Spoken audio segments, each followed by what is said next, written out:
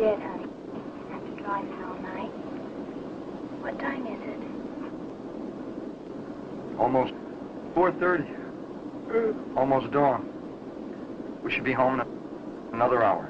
This man's name is Martin Gordon. The lovely girl beside him is Brett, his bride of 2 wonderful weeks. It's late August. They're returning from their honeymoon to their home in quiet, peaceful Angel County, California. Martin's Uncle Ben is sheriff of Angel County, and Martin is his senior deputy. Martin has high hopes of succeeding his uncle when Ben retires. But for now, Martin has only the thoughts, emotions, and pride of a very happy, newly married young man. Brett is his, and he feels no man could ask for more. And now, without warning, their honeymoon is to become a nightmare.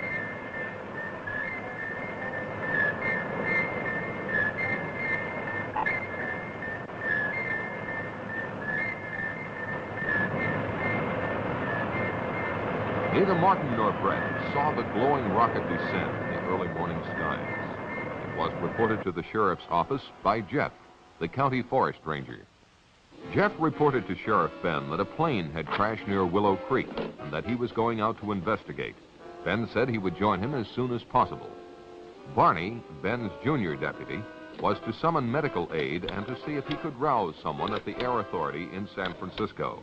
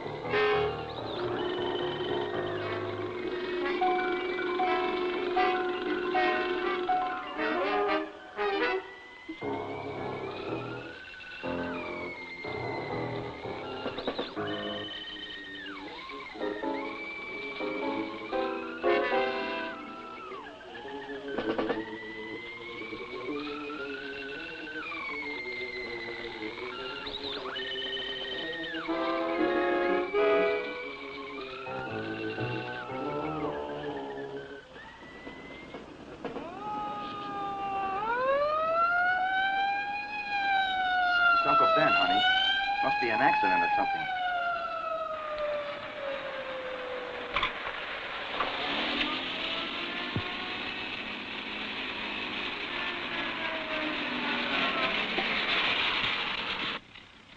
There's a plane crash down the road a couple of miles. I'm going to be a little short-handed till help gets here. Pull around back of me.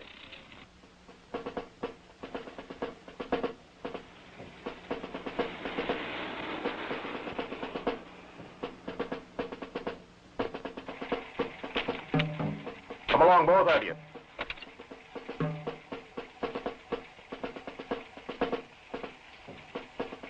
Get in, honey.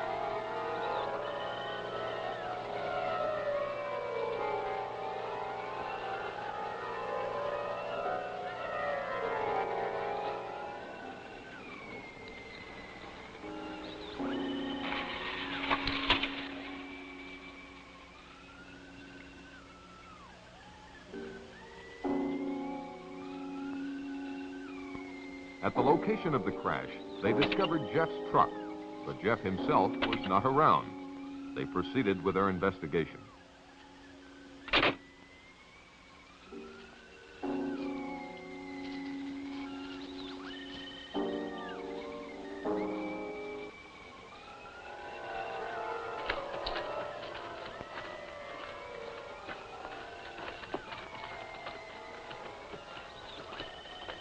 They looked at the rocket in utter amazement. A puzzled Ben finally asked Martin what he made of the craft. It's no airplane. Could be one of our missiles. Or one of theirs. You could be right, honey.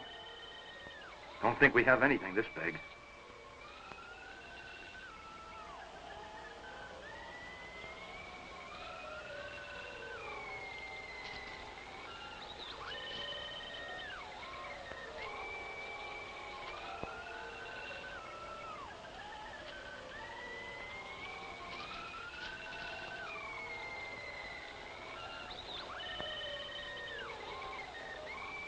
Ben could not understand why the craft wasn't severely damaged.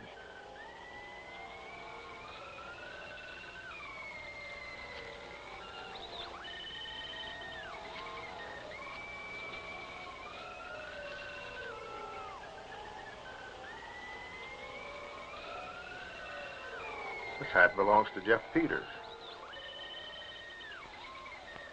Jeff! Jeff! Jeff, are you in there? Martin, go back to my car and get my flashlight.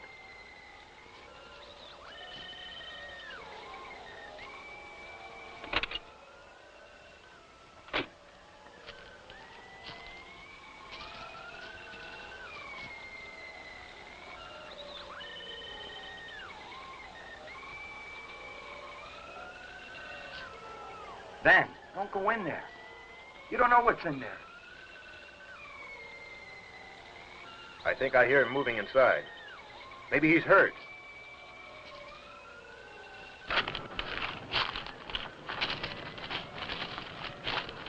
Ben, please don't.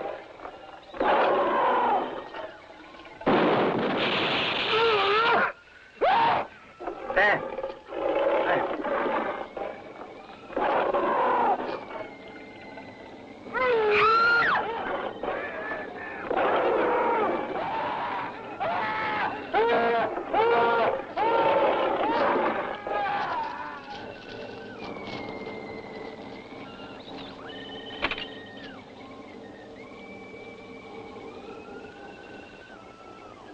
Car 1, calling in. Car 1, calling in.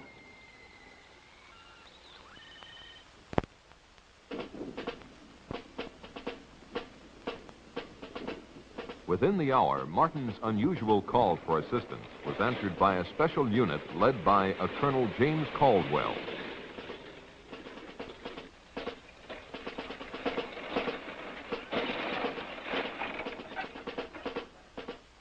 Let's get going. Let's go. Let's go. Move it over. Let's get going. Let's go.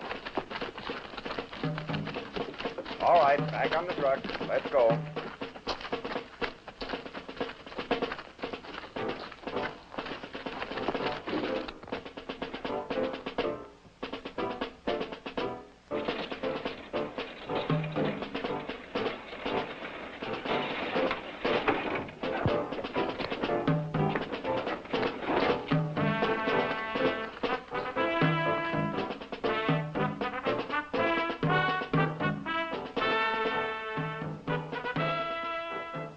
Sergeant, take one man and check it out. Yes, sir. Okay.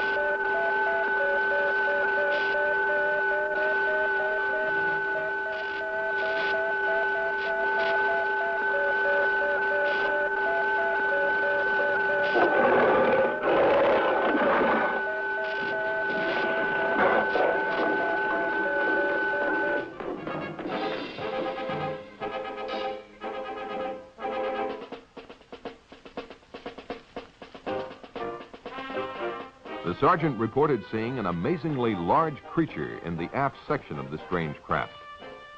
He further reported that it was secured by a kind of metal harness, but that the creature could still move around somewhat, and for that reason they had not gotten too close to it.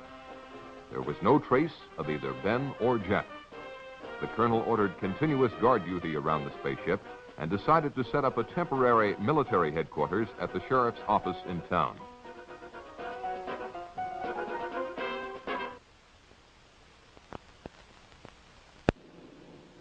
By the next day, Colonel Caldwell had the situation well in hand. He had called Washington and received his orders from the highest possible authority. He was to maintain tight security and to await the arrival of a Dr. Bradford, who had been on assignment at the Jodrell Bank Radio Observatory in England. Upon arrival, Bradford was to take complete charge of the operation. He was the world's leading authority on space emissions and had worked out a series of systems that might lead to communication with other forms of life, when, as, and if they were contacted. Martin was outraged by the government's intellectual approach to a monster that had already killed and caused the disappearance of his two close friends. Caldwell tended to agree with him, but stated he had to follow his orders. One of those orders was to suppress the news of the death of Ben and Jeff. Martin was appointed temporary sheriff, and all news intended for public consumption was to emanate from his office. The Air Authority issued a cover-up story that a plane had crashed and burned, and this was to suffice until the experts cleared up the mystery of the visitor from outer space.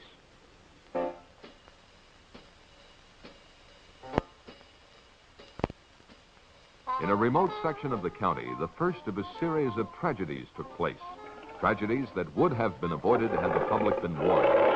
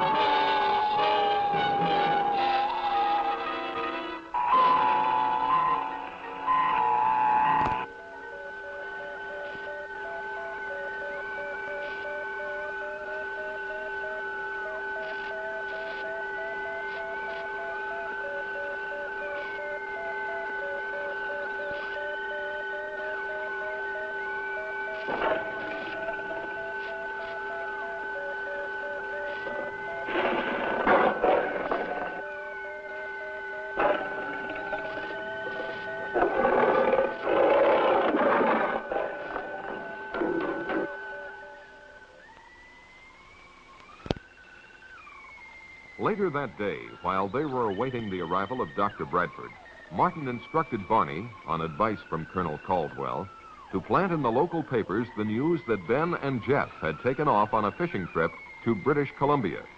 The colonel had impressed the bereaved families with the necessity of maintaining secrecy, and these brave relatives had agreed.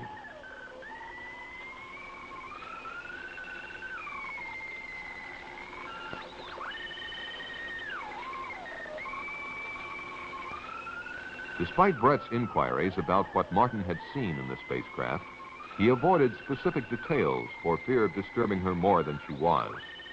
If the truth were known, Martin was more than a little disturbed himself. Shortly thereafter, Dr. Bradford arrived.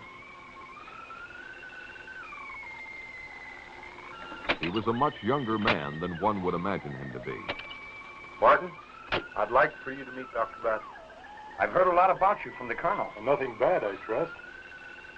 Martin and his wife were in the original party that found the fallen craft. I was sorry to hear about your uncle. It's a tough break. I hope you're feeling better. Yes, thank you. A couple hours of sleep did a world of good. Bradford thanked the colonel for his assistance and then asked to speak to Martin. Bradford questioned Martin about everything that had transpired. Martin did his best to recall everything in precise detail, but really didn't have much for him. The two soldiers that entered the rocket earlier had been summoned, and Bradford hoped to learn more from them. The doctor himself would not enter the rocket until the arrival of certain equipment. From his discussion, it was apparent that the doctor considered this situation a magnificent opportunity for mankind. He felt that if he could communicate with the creature, it might be possible to advance human knowledge by years or even centuries. The spaceship alone signified an intellectual development far in advance of anything on Earth. When Martin asked him how he intended to protect himself from the creature, Bradford said not to worry, that he hadn't come here to be victimized either by his own or the creature's fears.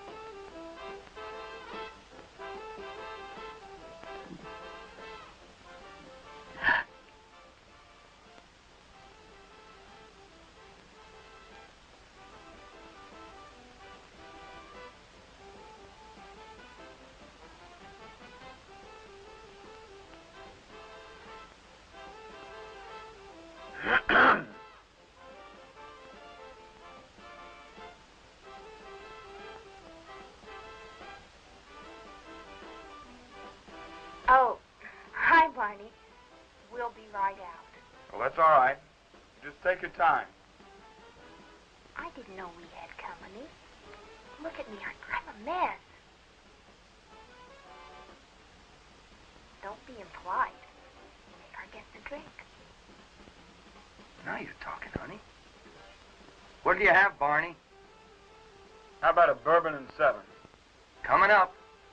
Would you get the 7, honey?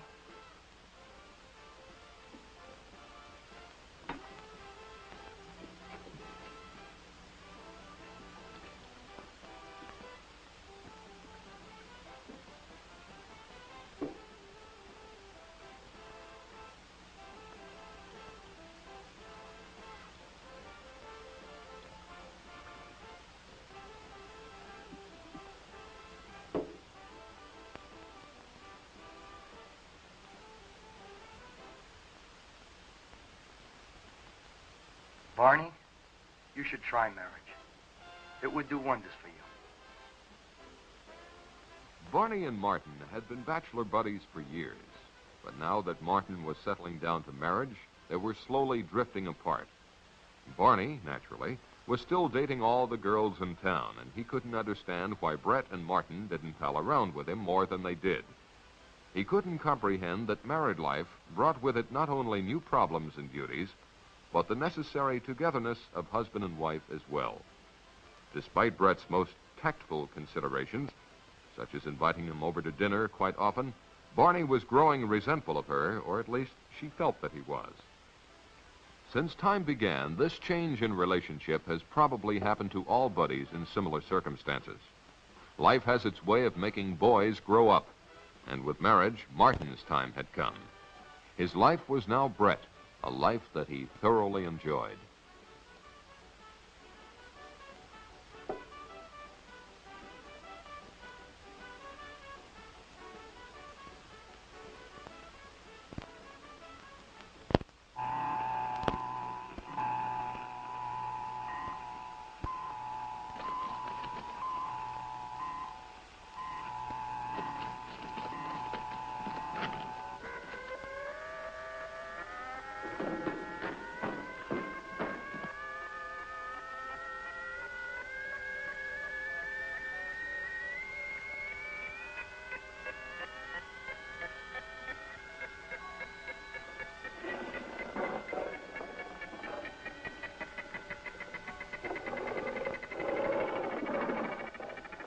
Bye, honey.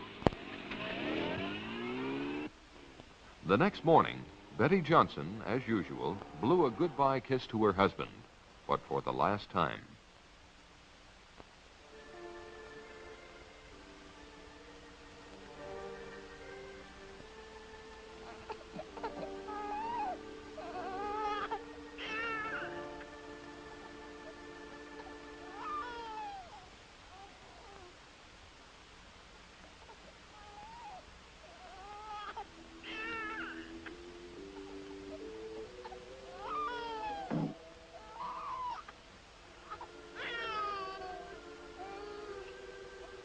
Poor baby. Let Mommy take your temperature.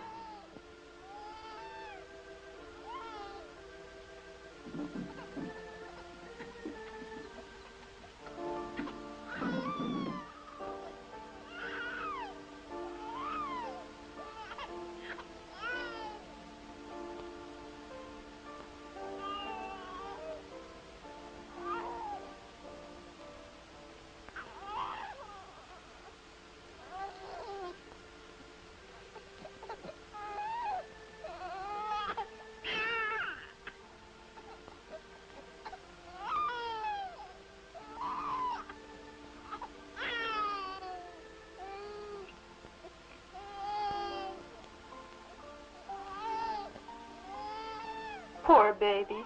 You'll feel better soon.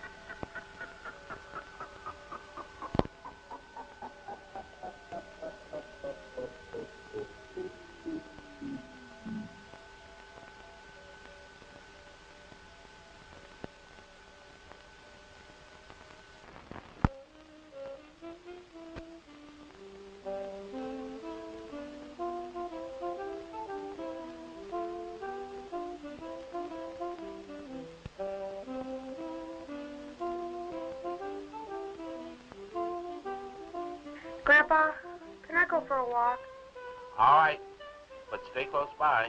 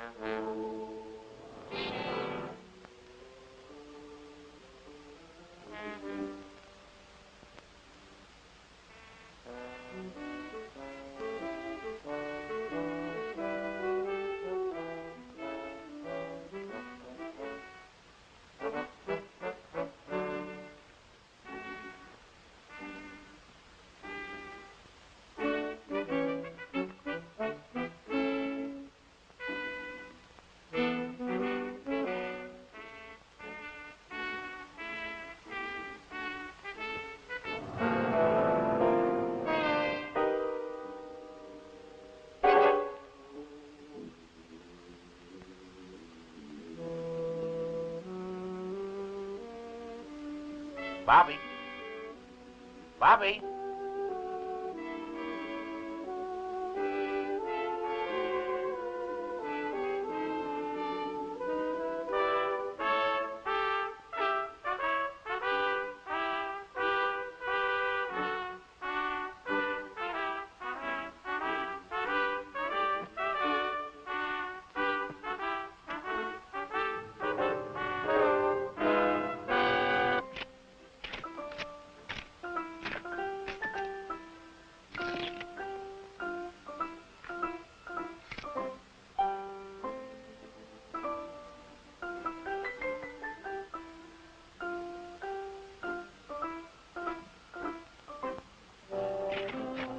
Bobby?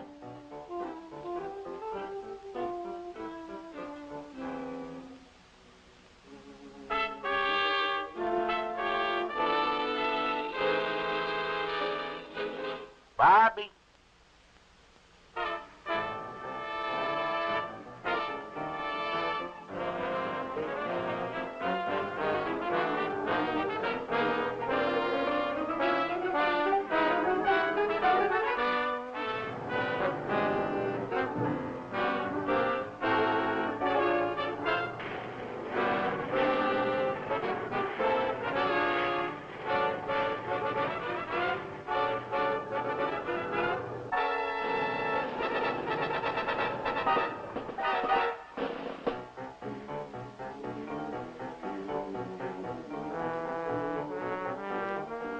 Bobby?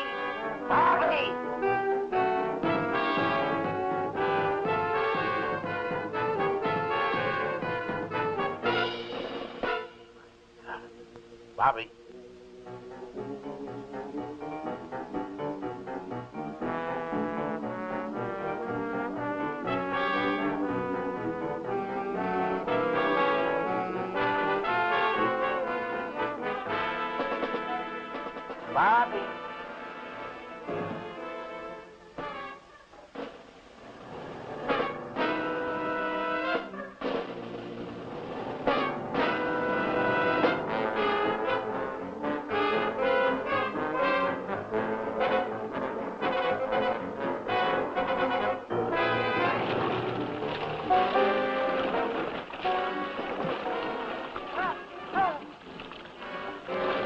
Help!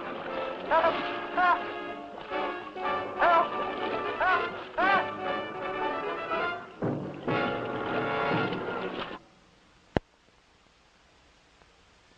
Within 48 hours, Dr. Bradford had closely examined the creature and the spaceship and reached a number of conclusions. He was sure the creature had come from beyond our solar system because it adapted to our environment so quickly, and no planet or dead star near us has conditions similar to the Earth. Of special interest to him was the hull of the ship. It was composed of an alloy unlike anything human science had ever encountered. The doctor had run a number of tests on the metal, but its molecular structure remained a mystery. Because there was no food on board, Bradford presumed the creature had been in a state of suspended animation, particularly because it had survived the trials of re-entry and impact without apparent harm. So far, he had no success in communicating with it, but he had not yet exhausted all possibilities. On a more subjective basis, he had the curious feeling that the creature did not want to communicate with him. Such a confession on the part of this eminent scientist made Martin feel quite apprehensive.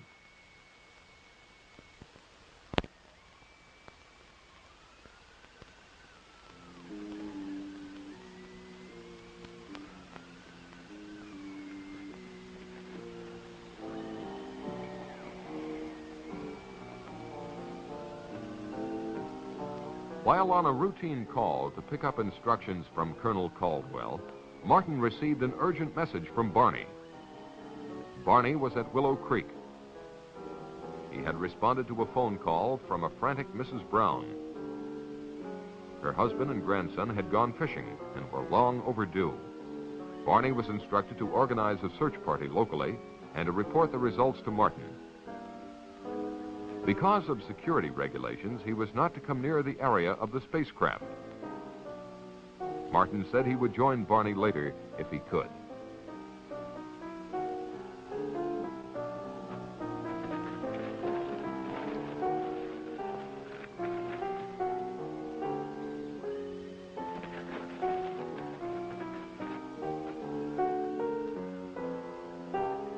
Acting on a hunch, Martin decided to see for himself if the monster was still there.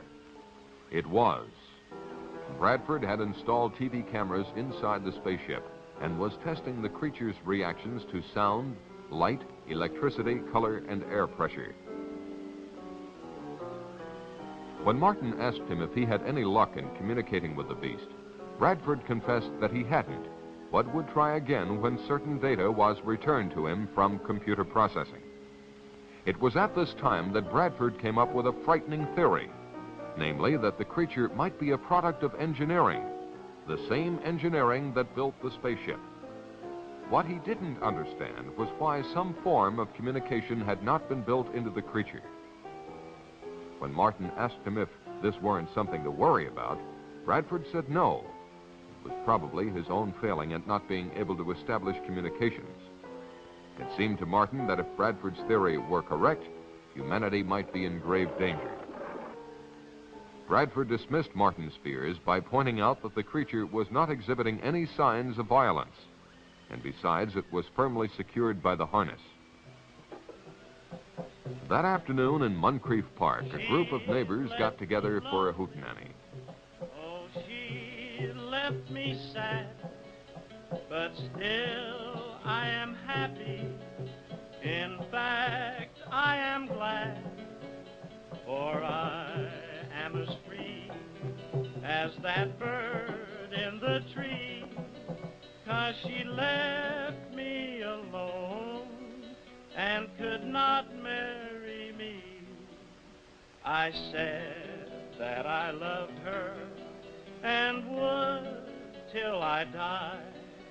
I tried to forget her, and I really did try, but I'll still think of her till the day that I die, 'cause I think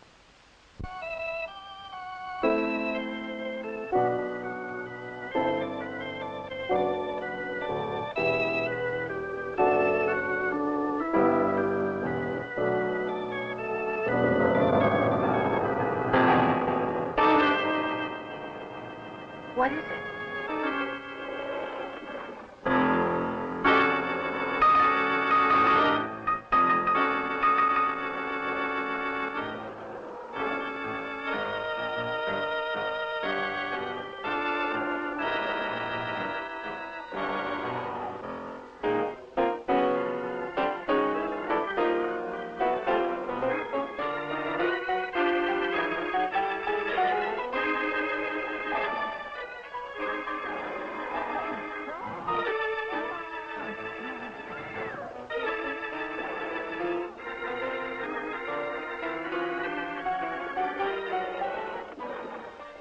You stay there. Stay calm.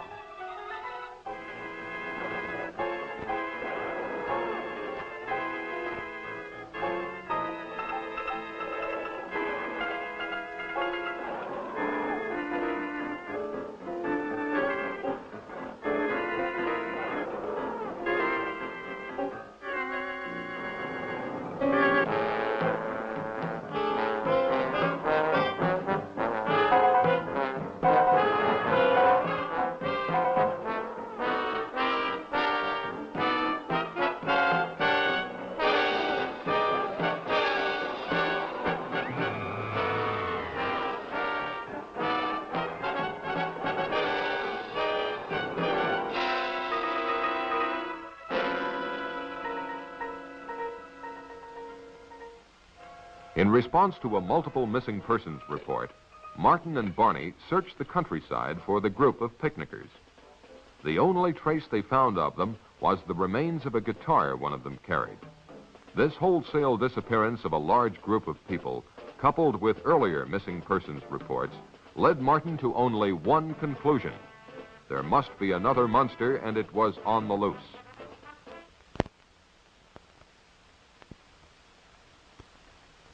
The colonel listened to Martin's theory, and after consulting with Bradford, decided to call Washington.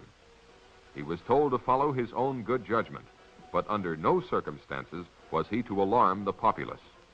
The colonel decided to organize a county-wide search. Martin's assignment was to search the north end of the county.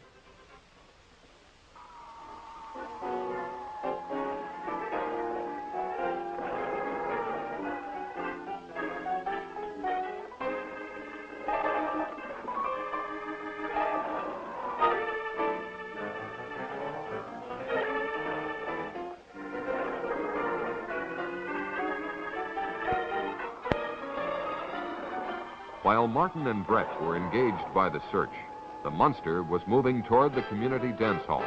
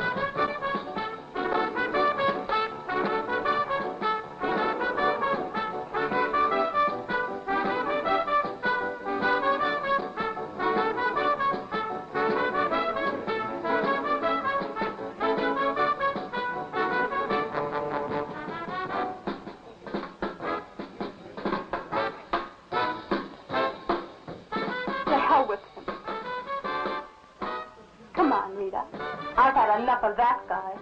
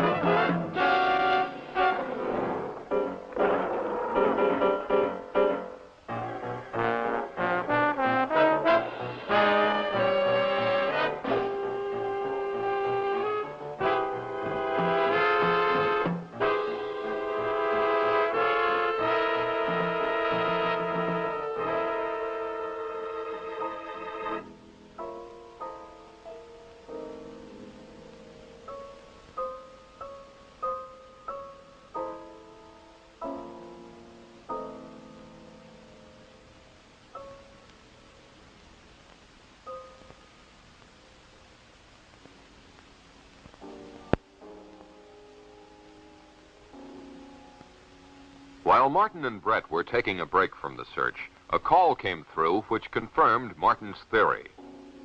Colonel Caldwell told them of the monster's attack at the dance hall.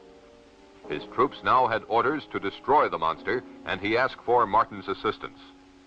Martin said he would join the colonel as quickly as possible.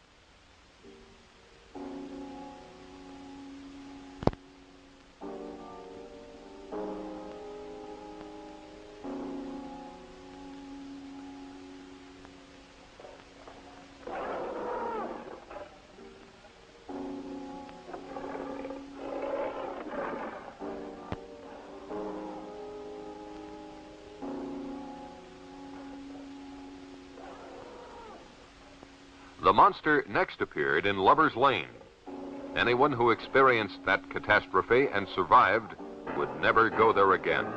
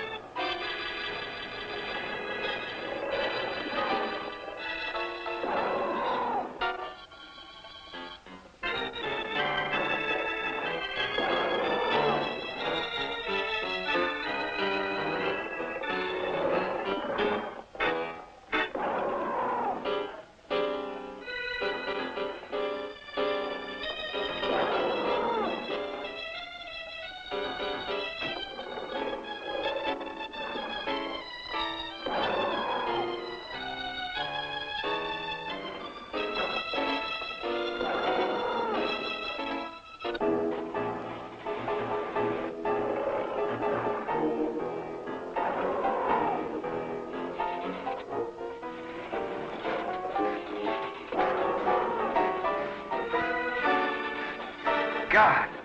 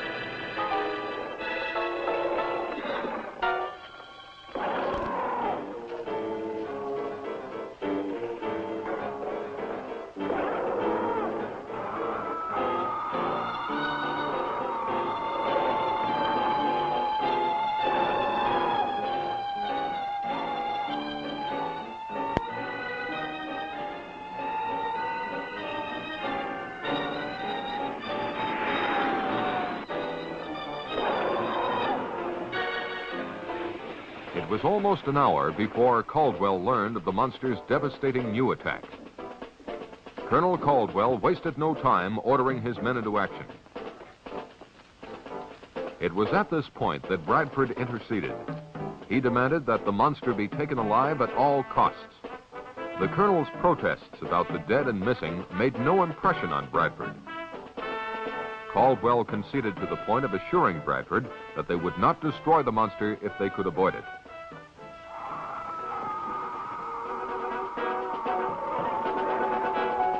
Get on with it, Lieutenant. Move it out, men.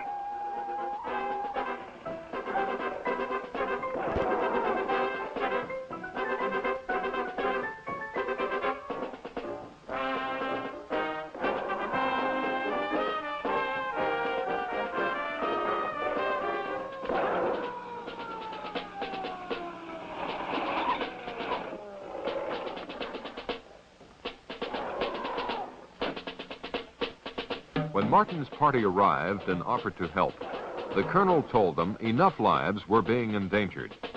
They were to be part of the second line of defense, to be used only if necessary.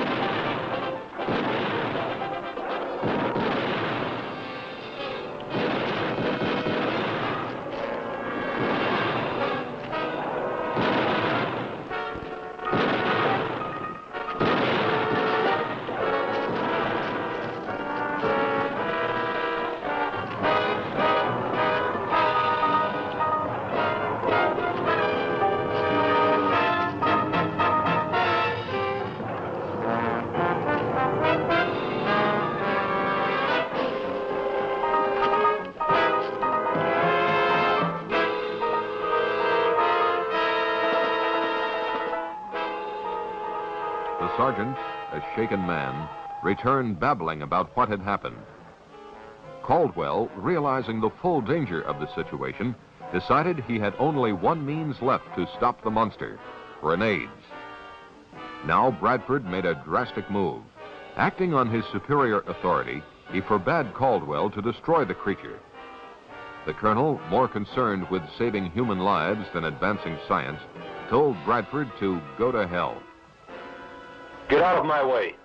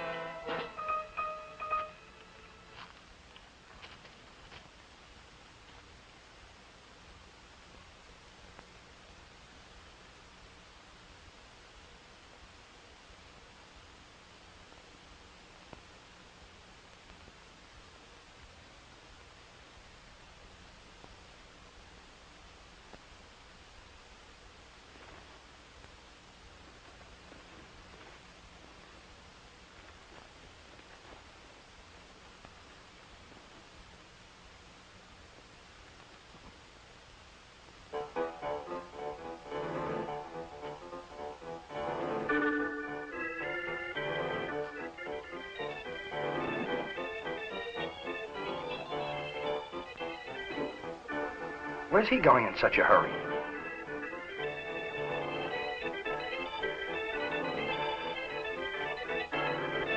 Maybe you'd better follow him.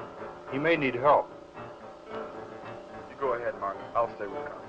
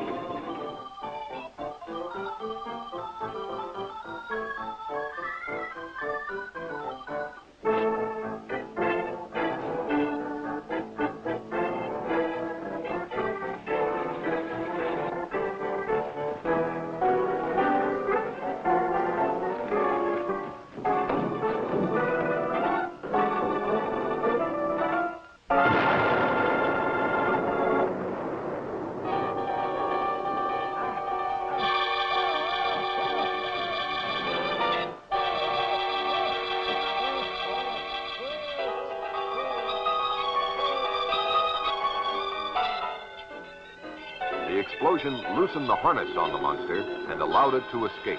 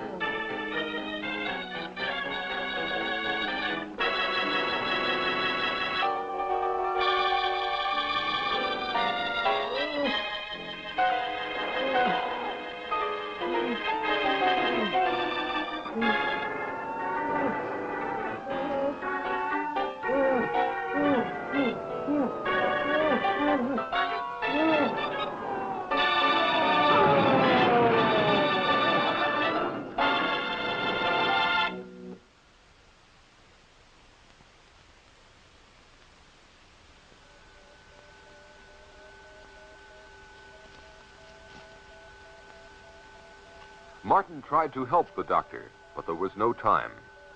Bradford told Martin what he had just confirmed, that these monsters were highly specialized test animals. They were, in fact, mobile laboratories that consumed human beings in order to analyze them chemically, undoubtedly to detect weaknesses in the human species.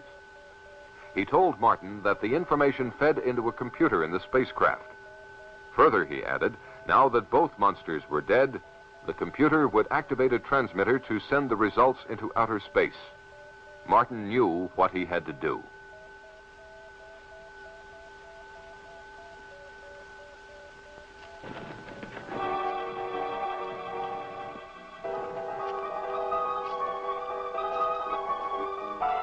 As Martin entered the spaceship, he heard the transmitter generator kick on.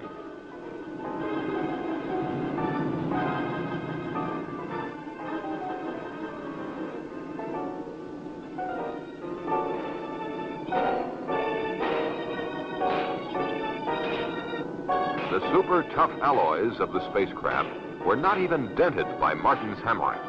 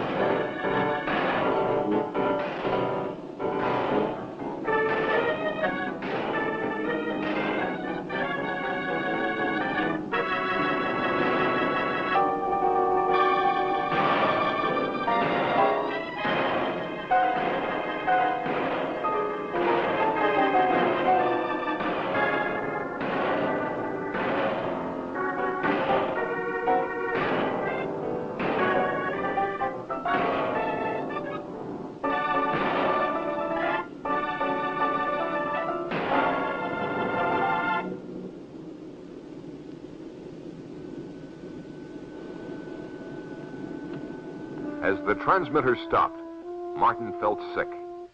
Evidently, all the information had been transmitted.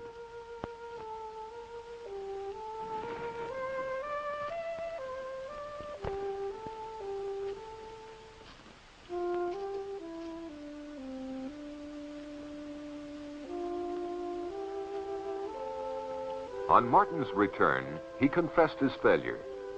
He slowly asked Bradford what was in store for humanity. Bradford was pessimistic, but implied that maybe all was not lost. After all, he told them, the vastness of the universe is incredible. If these monsters had come from its outer limits, their home might even no longer exist. Or if they do come again, perhaps man will have advanced enough to cope with them and those who made them. Only God knows for sure, were Bradford's last words to anyone on this earth.